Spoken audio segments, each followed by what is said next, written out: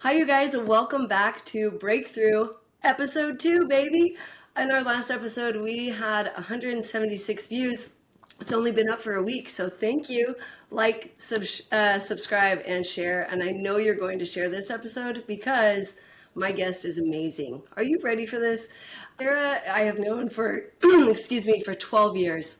She is an out of the box athlete. She's the president of an organization, and she's an impeccable human being. So I'm really excited for her to be on this episode, talk to all of you. Well, thanks, Tess, for having me here today.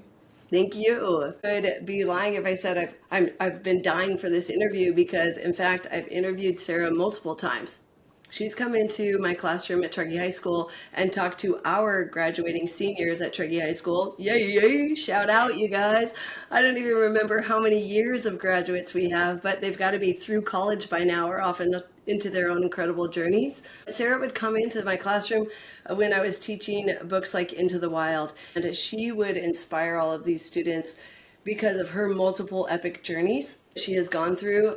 They've helped these seniors who have left the nest and also you today to dream bigger. And that's really what this podcast is all about. I have a little bit more to talk about, Sarah, so you're just going to have to deal with all this love that's getting poured on you because, again, she's such a big deal. Okay, Sarah Krammen is from Truckee, California. She is a flight instructor with a CF1 CFI, thank you, and a CF It's a multi-engine charter pilot. She just won second place in an air race classic with her co-pilot teammate Raj. Read on the Zoe Myers article about you some fascinating facts about this air race that I didn't know about. This race is an all-female air race. There are about 125 women in this race, 48 teams. This race encompassed about 2,600 miles of a route in 9 states. They started in Carbondale, Illinois, and ended in the best state ever, my home state, Colorado. What's up? They had about 11 stops in this race as well. So we're going to hear about that in just a second, but I also want to let you guys know that you can learn more about Sarah through her website, skyaviation.com. And also on her Instagram, Sierra Sky Aviation. Is that correct, Sarah? Yeah. And then just quickly, like I followed you in this race. It was fascinating. And I think through the company, able to do that so I could watch Sarah's plane like through a mapping system. So I could see when she was taking off in the morning, where they would route off to. And then I could log in between teaching and I could log in at night and see and kind of route and figure out where she was going. This is fascinating to me. So let's start off with this race. Like you haven't been a pilot for that long. You're an excellent pilot. How did you find out about this race and how did it go? Second place. That's amazing. Yeah, thanks. I was actually really surprised myself to get second. So the race actually came about. My race partner, Raj Karwa, she lives in Tahoe as well in this region, and we see each other at the airport and fly with each other.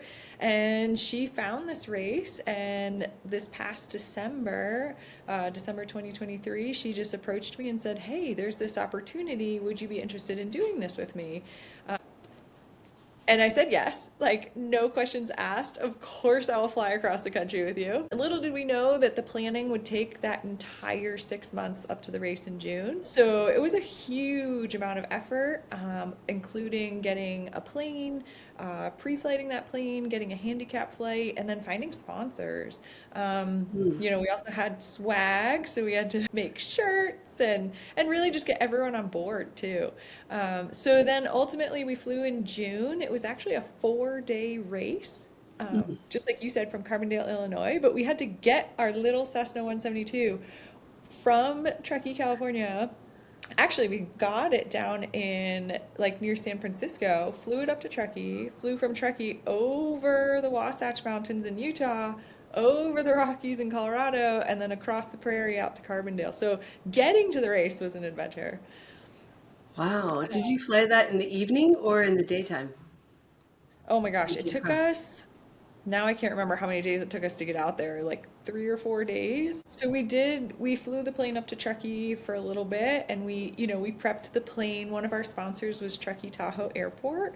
And so as part of that, we put their logo on the side of our plane and we parked it on the ramp for a while to everyone, so they could see it. We washed the plane. That was one of our race strategies, just making sure that like all the oil residue or bugs or anything that could give us any type of drag was washed off the plane. Like a swimmer shaving their legs for the race. You're like, that's cool. Which of course we had to do that again when we got to Illinois, but at least it gave us like some time to sit down and really scrub the plane. And then it took us, we did a day from Truckee all the way out to, gosh, where did we end up that day? In Colorado. Gosh, you know Colorado really well. It's Southern Rockies. I don't know. I know. Oh, I'm gonna blank for a sec. Up We're in the down rock, like Durango, that far. a little bit north of Grand Durango. Junction area? Yes, Yeah. Grand Junction. Okay, cool. Yeah. So we got out to Grand Junction the first day, and then we were able to kind of get up really early and avoid density altitude and all that heat and wind to get over the Rockies.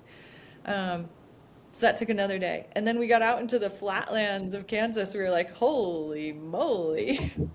But it was really cool because we were able to fly by one of the actual race stops that we had to fly back into Colorado. So that was cool. Oh, cool. And I've heard like when you fly in and out of Truckee, and I don't know if it's the same with Colorado, but there's a lot of different like cross winds and it's hard to get out with all of the mountains kind of trapping us in a bit. Is that true?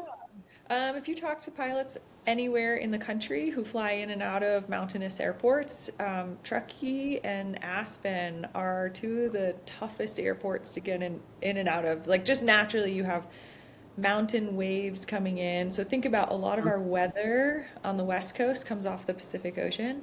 So it's like coming over San Francisco and then it just pops up over that nice gentle slope of the Sierras and then just comes right down into Nevada off that steep slope on the other side.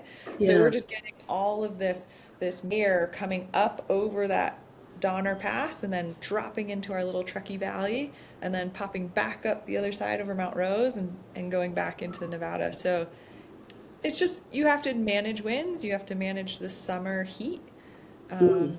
and then any type of like thunderstorms, you have to make sure that you're not flying around in that weather either. That's pretty incredible that you learned how to fly in like the toughest conditions of the United States. So you guys finally get to the race day, and how does it happen when you take off at the race? Does every plane leave at the same time? Do you guys have a certain system within you and Raj of like mindset when you're getting ready for the first day? Yeah. Well, I mean, it was our first race ever. So the two of us are just like, well, we'll figure it out. This seems great. That's But we awesome. went in, we spent days and days prior to the race with all the other women who are racing, and we went over what's called, they're called plates or start and finish procedures. And so the Cool. FAA, Federal Aviation Administration, approved these procedures for us to fly into each of these 9 airports along the way.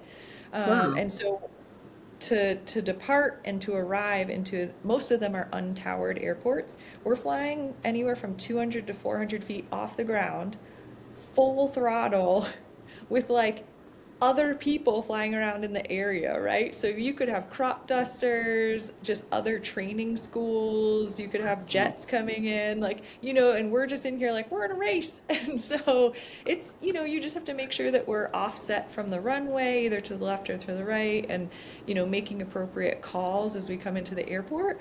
So to Wow. start the race, all of us are lined up. We all have our numbers on the side of our plane, and they start us up in groups of 5. So the first 5 airplanes, they have like a marshal out there, and they kind of give us the sign like start them up, and those 5 will like go through their startup procedure.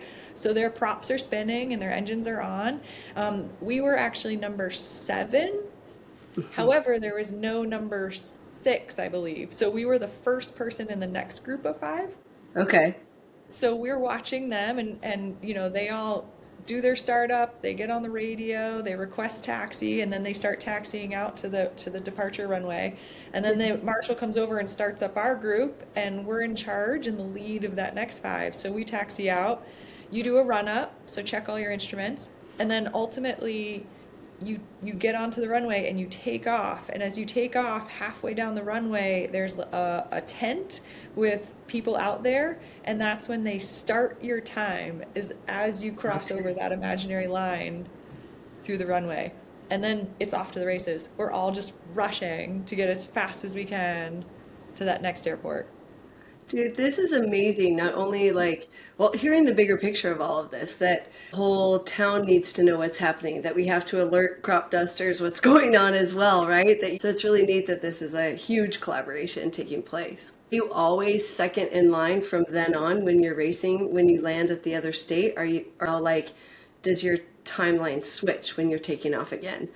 Yeah, good question. To be honest, our first couple legs, as we call them, went north. So our first leg from Illinois, from Carbondale, we went north into Michigan. And so there's a stop at the southern Michigan and then one at the northern end of Michigan. And then it turns around and we come straight back down through Michigan into Ohio. So it's kind of like this triangle. Yeah. So in that triangle, a lot of us just did a low flyby and didn't land at stop two, and then all went to the northern Michigan airport. And we had a crazy tailwind. So if you could imagine, any type of plane could fly in this that has a single engine and was non-turboprop. So we're able to have lots of different airplanes with lots of different speeds. So the way that we make sure that it's a fair race, because obviously the faster plane will get there first, is we all handicapped our planes prior to the race. So we actually went up with someone else with full fuel, the weight that we expect to have in our aircraft, including the pilot and co-pilot. And then we fly in a rectangle, or sorry, a square. Uh-huh. And so that allows us to get winds from every direction. And then we fly at full throttle at race configuration. And so the race committee calculates our handicap speed, which is like our highest potential performance speed. And then the whole point of the race is we need to beat our own speed. Oh. Yeah, so we have this tailwind as our first couple legs, which is just our handicap speed was 143 miles per hour, I believe. And when we were racing, we were hitting like 170 miles per hour. It was just like this insane tailwind. So we were like, but that's everybody. So everyone has a Yeah. tailwind. And a whole bunch of racers turned around and started going back down through Michigan to Ohio, which then puts them in a headwind.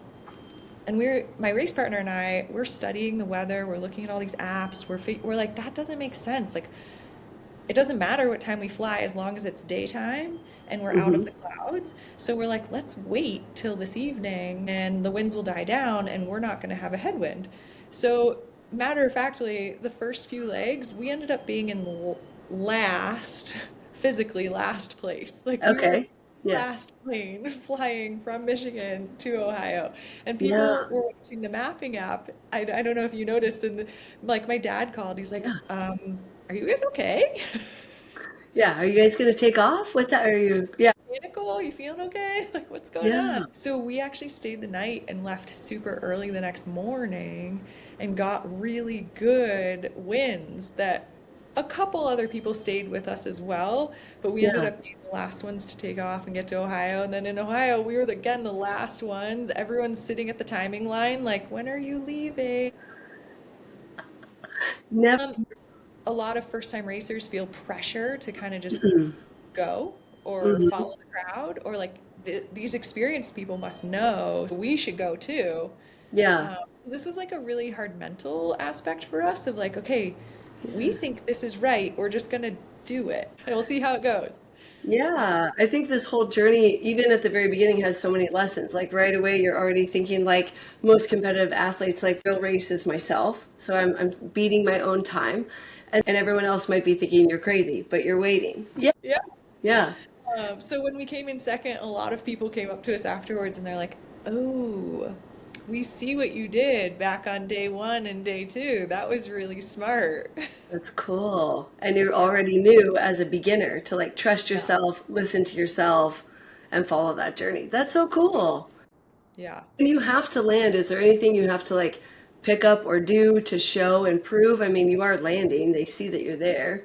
But yeah, do you have to do anything at these stops? Yeah, so our plane is small enough where our fuel tanks are not able to get us to like two different stops without refueling. So we Mm, do our particular plane, we had to land at every stop and we had to fuel up. So when you get there, you just sign in and get in line and, fuel as you arrive. Um, if we intend to stay overnight, you have to like sign in, which shows them like if we don't sign out in the morning, or at least they can track like who's where. mhm.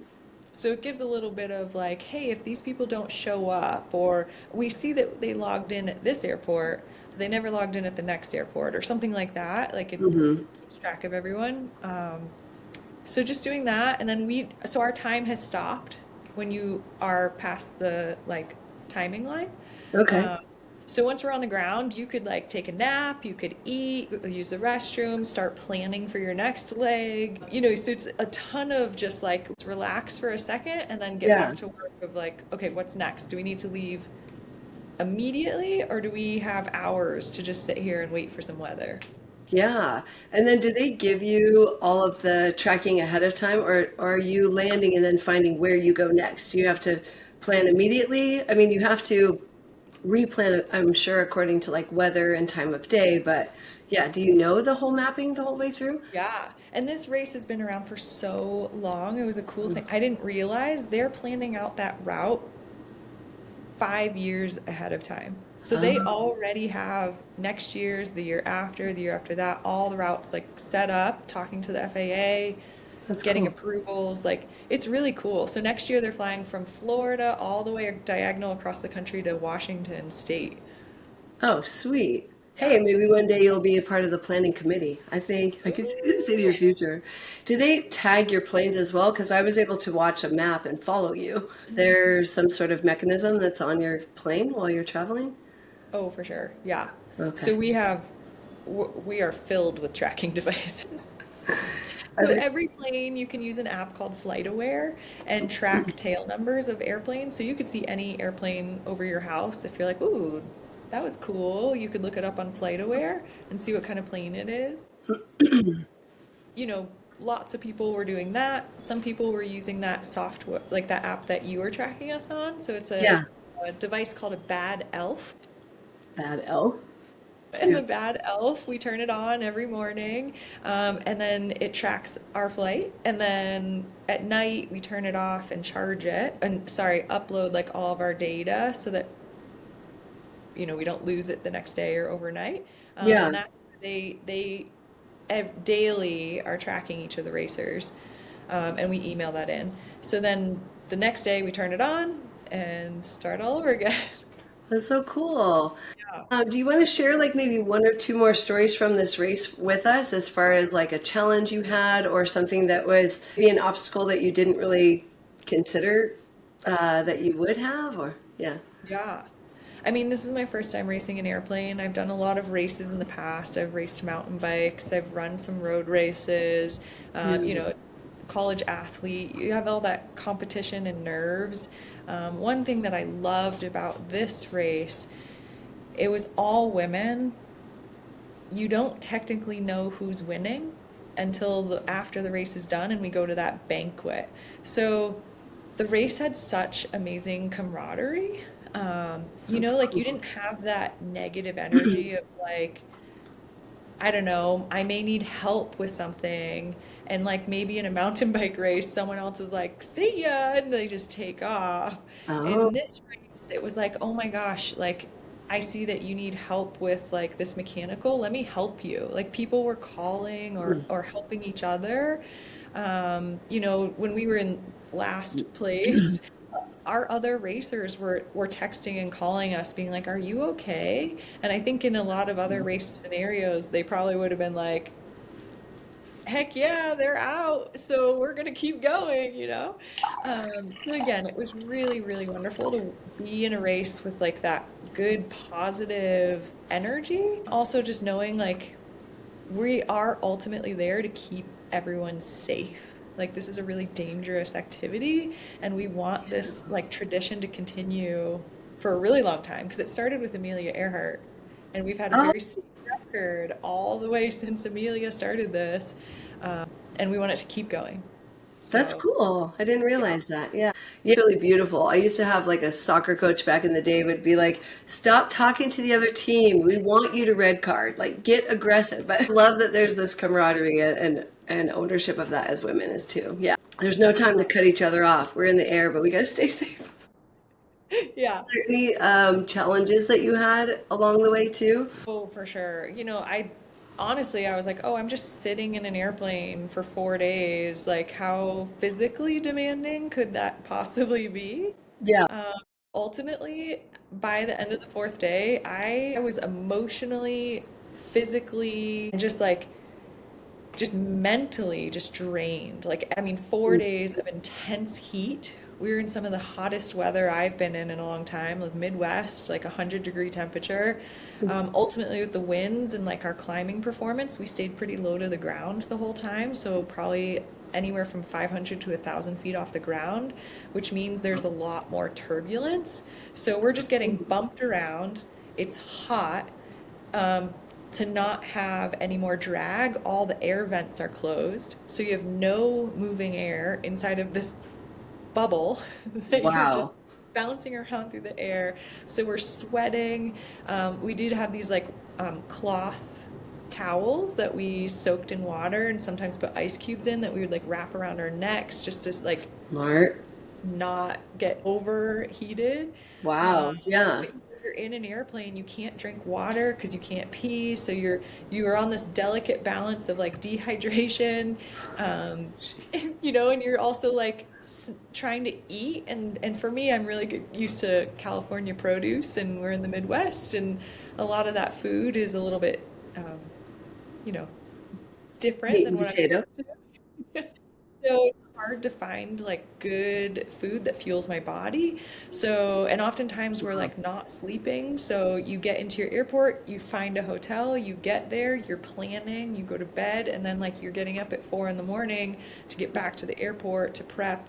And so it is wild amount of stress and Wow. like lack of sleep and ultimately just like planning. You're just planning all the time, planning, planning, planning. And as teachers, like that stress Your of lesson brain. plans, and you don't shut off. Yeah. Yeah. Yeah. It would be hard to get a good night's sleep. Also in a different like hotel room every night. I feel like I should invent like pilot diapers. I could make a killing. You know, are you Totally. drinking coconut water? Like, yeah, I think that would be very hard. I need to stay focused. I need to eat and be mindful in the air. And now I'm dehydrated. Planning. Yeah, this Oh is a lot yeah. going on. We're eating like salt tablets. Oh, smart. Yeah. Okay, this is a huge mental game. Oh, yeah. Okay, so I do want to move on from this awesome story. Second place is amazing. How long have you been a pilot, Sarah? Like you were teaching with me. You had been a teacher before we met in California. What made you decide like to leave teaching and pursue being a pilot?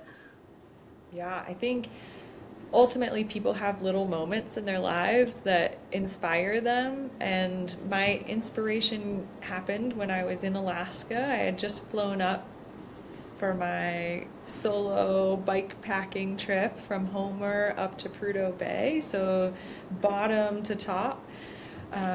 And I was sitting in Homer on a Sunday. That's when my flight came in, and I just could not. I was trying to get my tire to seat to the rim of my bike, of the wheel, and I had this teeny weeny little pump, and I was pumping and pumping and pumping, and I could not get it to actually sit fully against the rim. So I had to go to a Yeah. bike shop. So on Monday, I had to wait till Monday. So the long story short, I basically met a few awesome folks, and one of them was a pilot, and he brought me up on my very first flight in a very Mm. small aircraft, and we ended up flying all over the Kenai Peninsula. We actually went on his work route that day, so we flew into some of these grass and gravel strips that you can only get there to these villages by a boat or the plane. That's So we delivered a painting to one village. We picked up a woman and brought her to a different village. She was teaching wow. that day. And then we flew up over the glaciers. I mean, just think about inspiration. I was like, this is the coolest thing I've ever done. Is this what you do for a living? Like Yeah, that moment, right? Is this what you do? right. Like, pinch me. Is this your job? Yeah. And of Yeah. course, you're in Alaska. And, Yeah. anyways, it really inspired me. And I ended up doing the rest of my bike packing trip. And before I kind of took off on that journey, I downloaded as many podcasts as I could about aviation. Yeah. And you're sitting on your bike by yourself all day, and I just sat and listened to aviation podcasts. I had no parents who flew or relatives, so like this was Okay. brand new. And I was like, is this Yeah. possible? Like, what do I even do? What? And so it was super awesome to be inspired by the mountains and nature of Alaska and also Yeah. exploring this potential. And when I got home, it was a back to reality. Can I actually accomplish this goal or dream? And also, if I try, will I stick with it?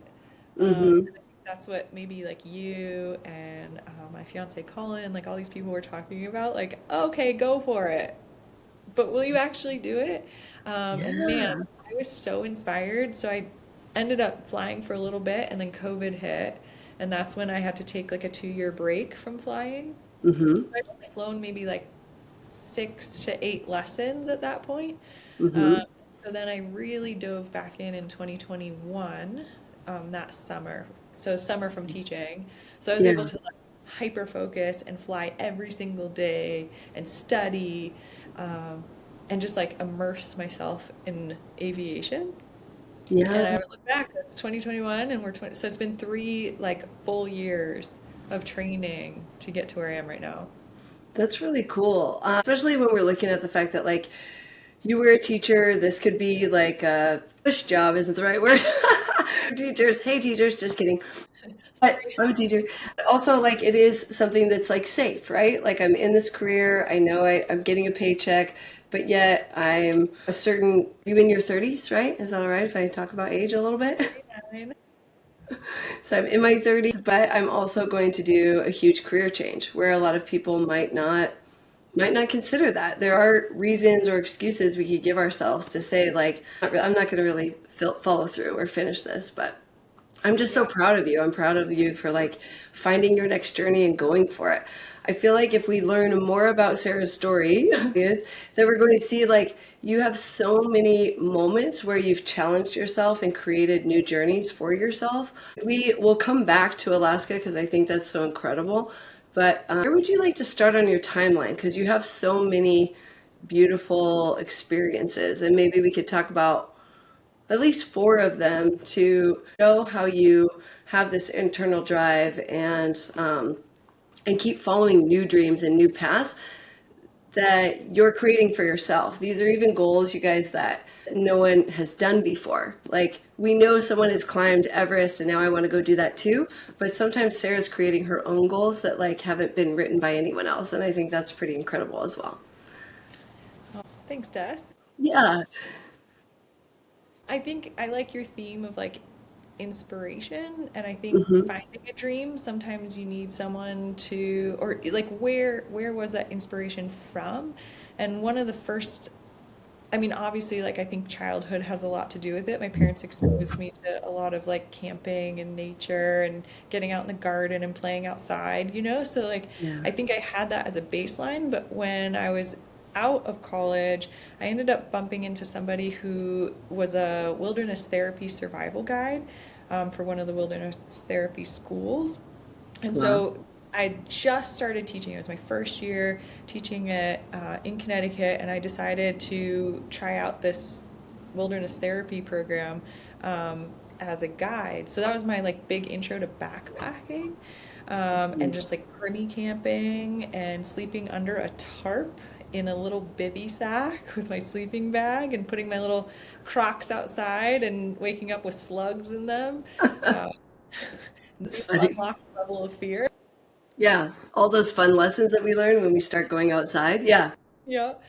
So I think that inspired or helped me realize that like you could do more with that. And so I started to explore through hiking. So my first journey was to hike the Long Trail. So the border of Massachusetts where the Appalachian Trail Hmm. pops into Vermont, and you hike 100 miles up into Vermont. Then the Appalachian Trail veers off and goes to Maine, and this long trail goes all the way up to the Canadian border.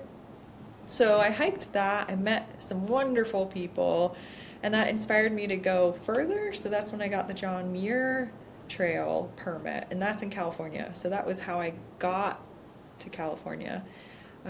But What that, was it that inspired you further? Like you went on that hike and then what is it that makes you say like, I want to try another one? Or I believe that I can do this and I can also do it on my own. Like that's brave in a sense for some people. Yeah.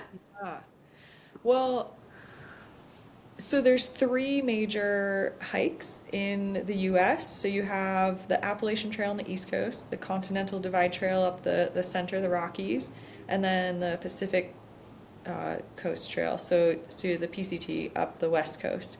And so as I was hiking the Long Trail, I was kind of like learning more about these, and I was like, man, I'd love to hike one of these long distance trails, which would take like 3, 4, 5, 6 months. I don't know. And I was kind of like, man, I don't know which one I would want to do. So I had gotten a Mm. sampling of the AT, and I was like, okay, let's go get a sample of the PCT and see if I like that one.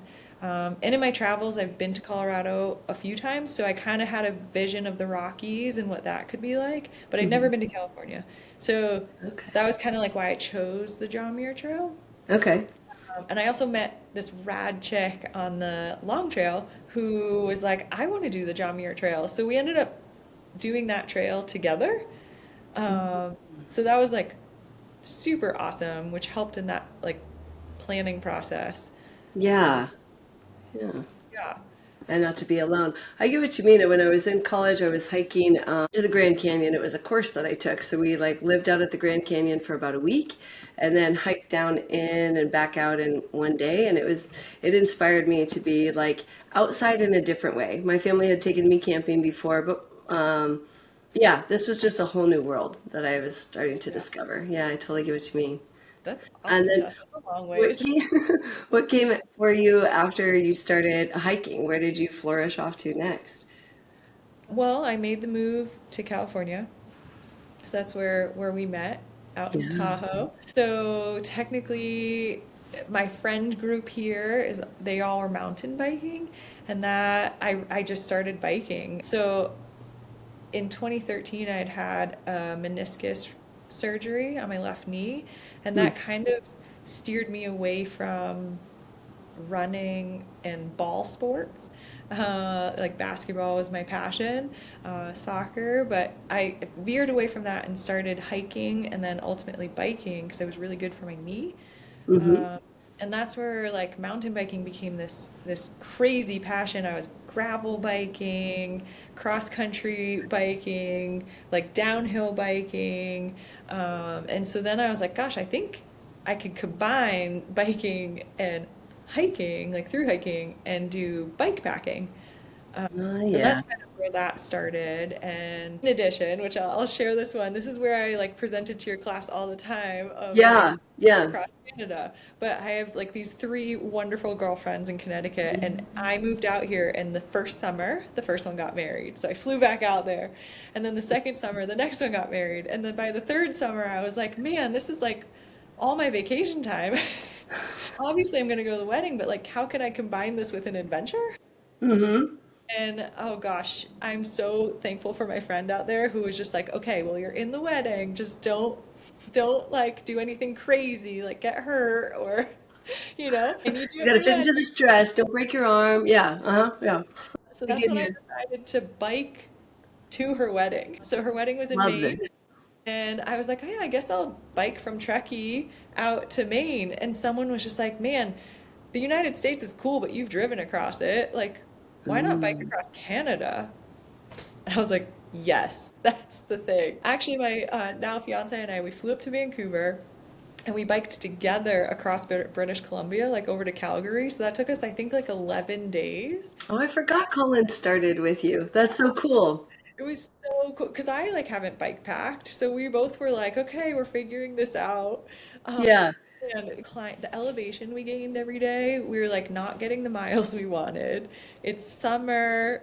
We're both like, our legs hurt, our bottoms hurt, everything hurts. We're like, oh my God, what are we doing? But we made it to Calgary, luckily.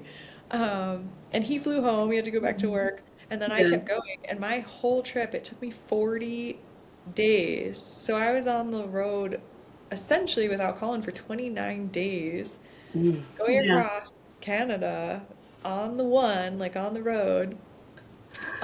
Man, the adventures, the stories, it was really awesome. It's amazing, like running into like moose, having like a huge truck pass you full of like logging. Yeah, this story is incredible. You'd come into my classroom. It was beautiful because you would bring your bike and show the packs, and they're so small. So it was really helpful for the students to see like all you had to rely on. It was not much. I also love the classic fact that you would put a box of donuts on your bike and just be like eating donuts and biking because you just got to maintain these calories. Like, what a cool way to I go. love Tim Hortons. It's the best. Get their donuts when you go to Canada. That's hilarious. Also, just super brave. Like, no one was with you. You just decided to do this on your own. I personally haven't met anyone else who's like done this before. So it really wasn't about like conquering and getting a title of anything, but yeah, you just were in for it for the experience. That's beautiful. And I know, like, inspiration, determination, like, up to that point, I had gotten to Calgary and had low miles, and I didn't know if I could make it, right? And before I even started, I was like, man, my goal's to get to Montreal. If I make it to Montreal, that would be awesome? Yeah.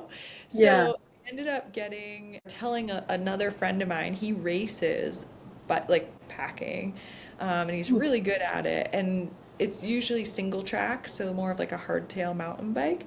Okay. Um, and he, and other people as well, they're all like, oh gosh, like that's a long ways, and you don't have experience with this, and I don't know if you're gonna make it. And I was Mm. like, man, I have these people kind of not rooting against me, but didn't have much faith. It was really special when I got to Montreal and I was ahead of schedule, and I was like, I'm gonna definitely make it to the Atlantic Ocean. Like I'm gonna go the whole way across, and like you guys fueled that energy and determination because I was like, ha, I proved you wrong. Um, That's really cool that you were able to take that, not negativity, but people were just worried. They were doubting, and it's okay that sometimes a little bit of that fear comes out, but you're able to take that and harness it and change it into like fueling your fire instead. That's really awesome. Then you were in Alaska and built your own Odyssey, starting at Homer and going all the way back up to the top, hiking in that one as well. You have like one more story you want to share with us about like being an athlete and challenging yourself or anything else that has challenged you along the way. yeah, I think at one point we've talked about injuries, Hmm. and it seems like injuries in my life have been a catalyst to kind of try something new. Sometimes we're so into our one sport, but then an injury forces us to do something different. So, like my knee surgery forcing me to go from playing basketball all the time to then hiking and biking and kind of like opening this world that I'm so happy I'm in now. And then last year I broke my wrist in a mountain biking accident, and it was tragic. I have a lot of plates and hardware in my But wrist. hadn't you done that before? You had broken your wrist mountain biking and still kept going for that vacation? Do you? So was my thumbs. Oh, it was. I just remember you in a cast a lot. What's happening? Yeah. So I went up to British Columbia to mountain bike one time and went over the bars OTB and just, put your hands down. I shouldn't have done that. But, it's called skier's thumb. So it snapped my thumb back and like pulled a piece of the ligament attached to that bone, pulled a piece of bone off. But I was like, it's fine. It's good. It's gonna be fine. It was day one of our vacation. I'm like, we're not gonna stop.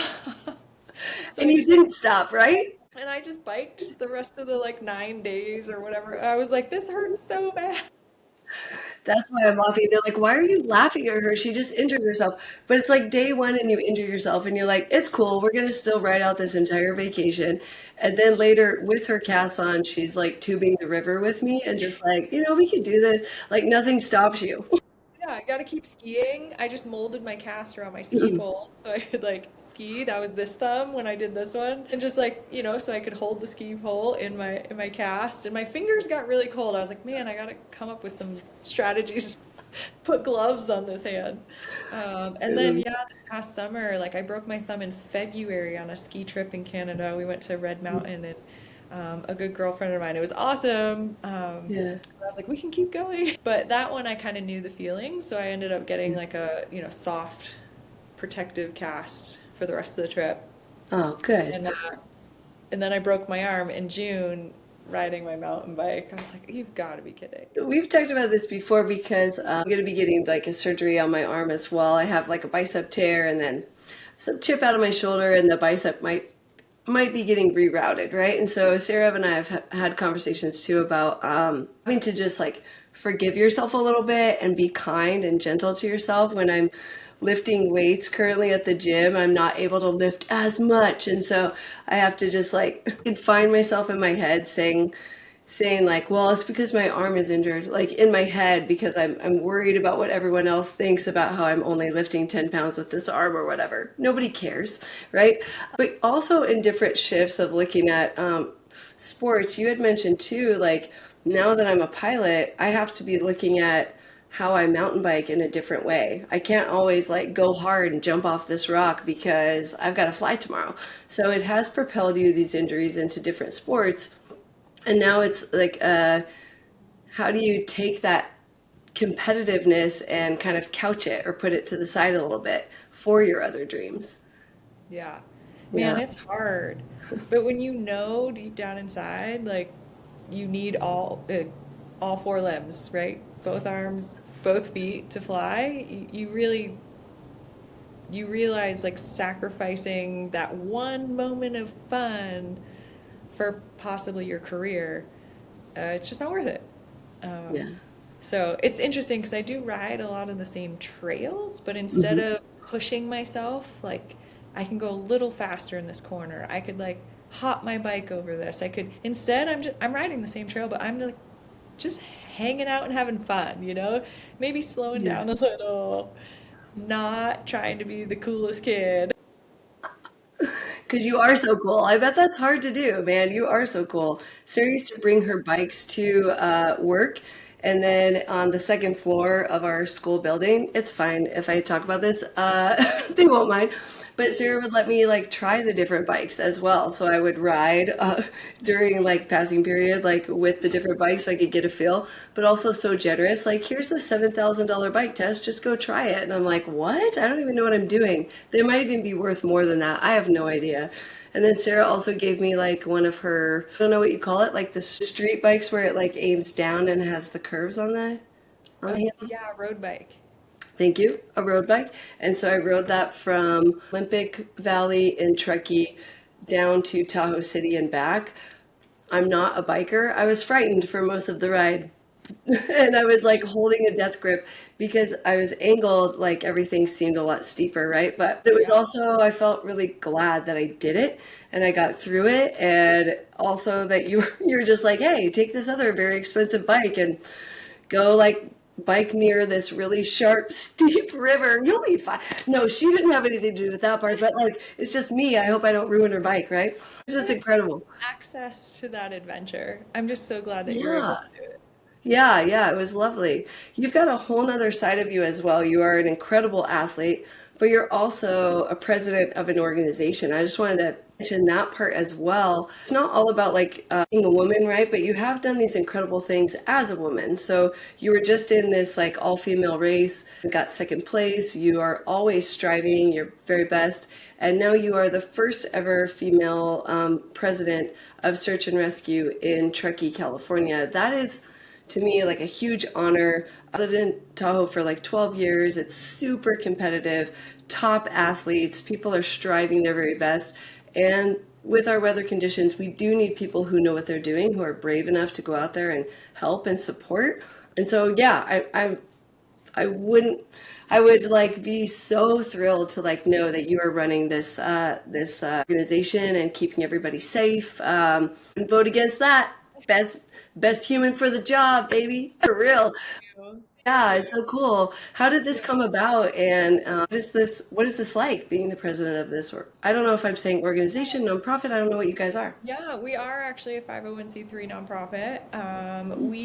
Most search and rescues operate under their county sheriff's office. There are a few in the country that don't, but most of the SAR operations are run by the sheriff's office. So for us, we're Placer County Sheriff's Office, and most of those SAR organizations are named after their sheriff's office, but we originated and because of a specific event. There's a couple young kids who got lost on the backside of North Star, and there was a snowstorm, and there's no services here. We didn't have a SAR organization, and the fathers called all their friends and organized a search effort, and were able to find the boys. Unfortunately, you know, one didn't make it, and so that's how Tahoe Nordic Search and Rescue was formed. So even though we're under the sheriff's office, we do have kind of a unique name. Tahoe Nordic has been, oh gosh, now I don't even remember how long, but quite some time, and the people that I work with are unbelievable. And some of these original searchers are still involved in the organization, and their wealth of knowledge is insane. Just like they know this region, like how we use that phrase, the back of your hand.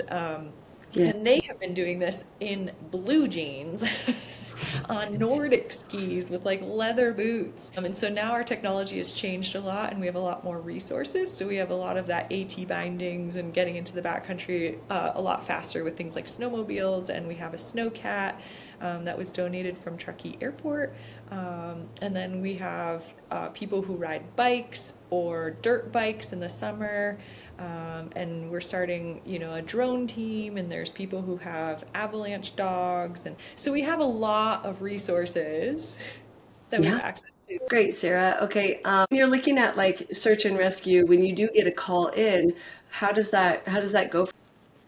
Yeah, it's definitely a process, right? And our team is just so good at dropping everything and going. So we're all volunteers.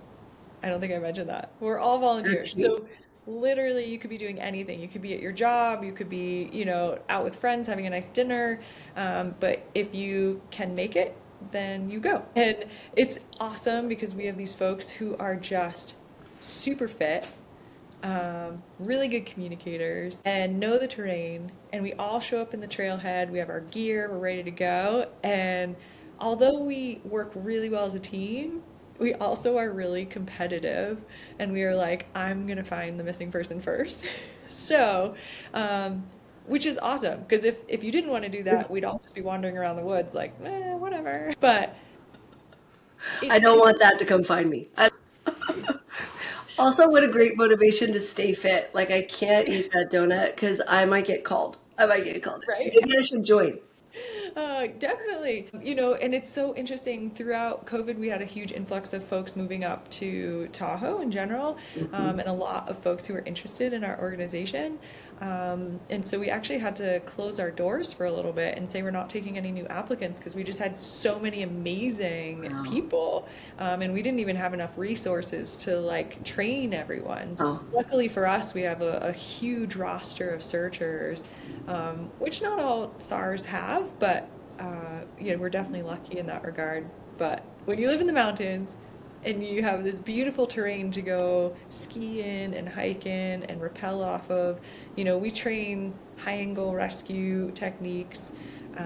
We're doing a lot of backcountry techniques with all of our modalities. Like we could call the helicopter in and then put them into a snowcat and then tow skiers behind the snowcat to get out to the trailhead.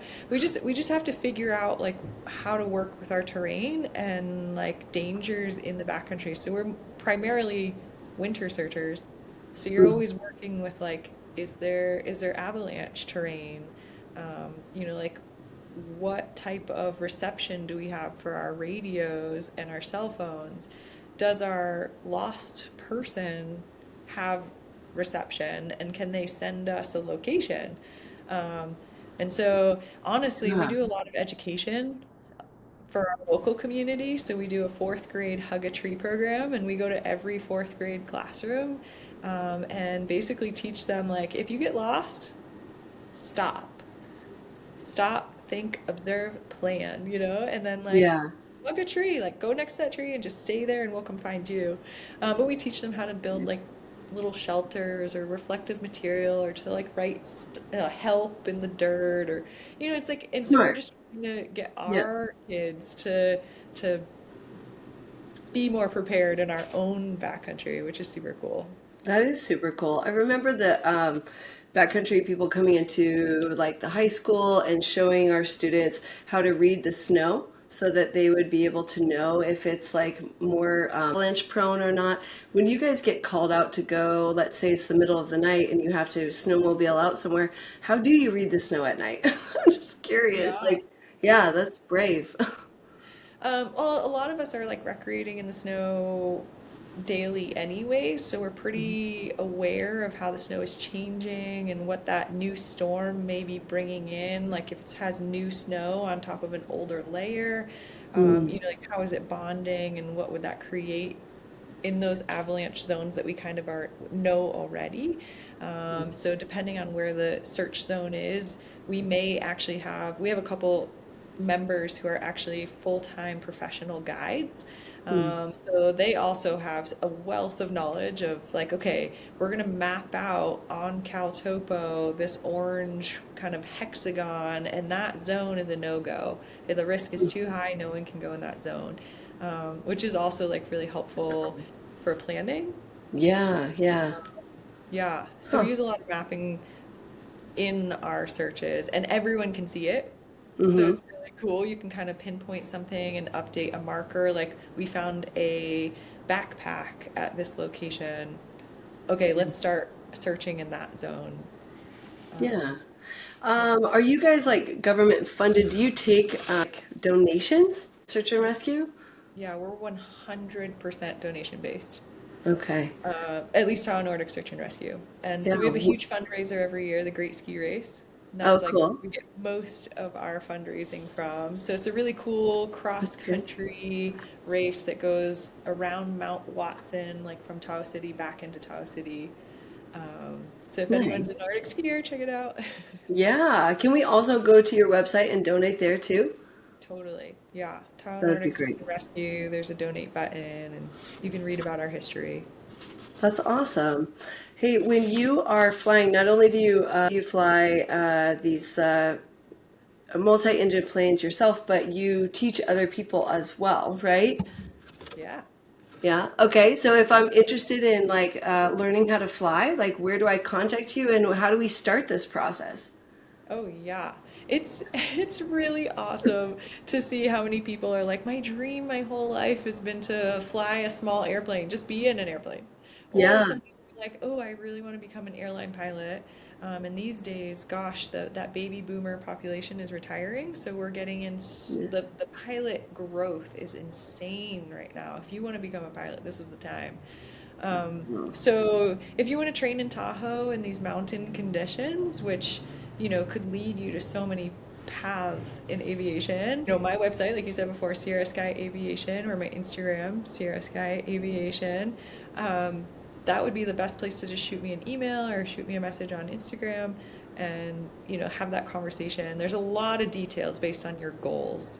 So if someone Yeah. wants to do this as a hobby versus a profession, what's your timeline, your resources, um, what kind of plane do you want to fly in? Yeah, so I'd love to just like help those dreams. Right? I think that Sarah, you and I had talked about like both of us being teachers and having that already in our blood in our professions. You have someone who's going to fly with you. You get them up into the airplane right away. And I'm having people who are student teachers, I want them to start the first day, right? I want you to stand up with me and start teaching with me because I don't want to waste any time. And also, like, you learn more by doing. So let's get to it, right? What would like a first day process be with you in the plane? Oh gosh, so a lot of people call And these discovery flights. If you go to like another flight school, personally, I want you to just see if you like flying. So I'm going to get a new person in the air. It's going to be a nice, beautiful, calm morning. And we live over Lake Tahoe, which is one of the most stunning places to see from the air. And I'm going to let you fly. So, a lot of people are like, oh my gosh, I'm gonna crash. And it's like, no. So baby steps, right? Like I'm yeah, flying and you have these pedals on the ground. And if I let go of the yoke, our plane should just fly straight. And if I let go of the yoke and I press it, the left pedal, the plane's gonna turn left. If I press the right pedal, it's gonna turn right, So it's like, okay, well yeah, let's try that and just like feel, it's like so magical. So you're just flying in the air and like that person can start controlling like left and right. Okay, now don't touch the pedals anymore. Now we're gonna look at the yoke, right? Like you should be able to fly with one finger. So like just super, yeah. So you yeah. like pull back the yoke and then thumb push forward the yoke and you can pull the plane up and down, pitching up, pitching down. You can push it left and the plane will turn left. You can push it right, will turn right. So it's like just seeing like nice gentle fluid movements in like calm morning air, and you're like, oh my gosh, I just flew an airplane. That is so beautiful and also really smart. Like, just start with your finger and see the power of this while you're in the air with me. Yeah. What if Yeah. I want to just go, can I go for a tour and see like Lake Tahoe? Could I pay for you Oh to like yeah. fly me around and check it out? Oh, heck yeah. Yeah. So for me, I mean, I love just flying around the edge of the lake, going and seeing Desolation, Aloha Lake, Emerald Bay. These are some like huge tourist attractions. And Yeah. then just kind of going along the shoreline, you see that aquamarine water with those giant boulders in the water. Depending on the morning, sometimes there's hot air balloons that are going up over South Oh, Lake. that would We be have cool. yeah, like gliders that came up and are using that air in the morning over the ridgeline. Sometimes you just see like paddle boarders, just you're like, where are they going? That's really cool. It's so beautiful. And I would assume like there would be awesome facts that you're able to give as well. Like because you have hiked, because you have mountain biked all of these areas, like how cool would that be? I don't know. Every time I take off in an airplane, it never gets old. Like flying over the Colorado Rockies, the Sierras is just so beautiful. I always love that window seat. Yeah. Um, And you're honestly, if you're incredible. scared of flying in a small airplane, I have heard it over and over and over again, has cured people of their like fear of flying. Oh, that's so cool. Yeah. That is so cool. I always Yeah, think just like it's such a see it. beautiful thing to be a pilot. You get this bird's eye view of the world, and then like maybe the small things don't matter as much because we're seeing the beauty on a grander scale. I don't know. Every pilot I meet is so happy, and I'm like, man, wish I had better eyesight. I'll just ride with Sarah, I'll just ride with Sarah. It's all You good. can have glasses and still fly an airplane. Oh, I'm told I have terrible night vision. You don't want to fly with me. Okay, okay. When we get into rocket ships, I'm in your ship, Sarah. I'm in your ship.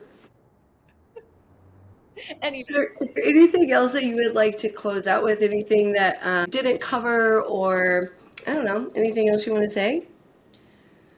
Well, first of all, thank you for just letting me talk for so long. I appreciate it. I'll talk to you for hours. But I think Tess, you're just so inspiring and you allow people to like bring ideas to the surface. And sometimes you don't have that next idea. But if you talk to someone like you who's just like inspiring and like go reach your dreams and what's the next step and how could you make that better? And you really Mm. have this like inquisitive questioning process that like it helps to make your like inner dreams kind of surface and like, ooh, I Mm. could do that. Yeah. Or, like that is a dream and maybe I should pursue it. So thank you for kind of just like sitting here and processing and Yeah. helping others realize like what they could do, what their potential is. Yeah. Thank you. Yeah. Well, if you hit a new dream, let me know. We'll have you back on. Oh, heck yeah. And then next time I come up to Tahoe, we got to hang out. I miss you. Oh, I miss you too. Okay. Well, thank you so much for watching, you guys. This is Breakthrough, episode 2.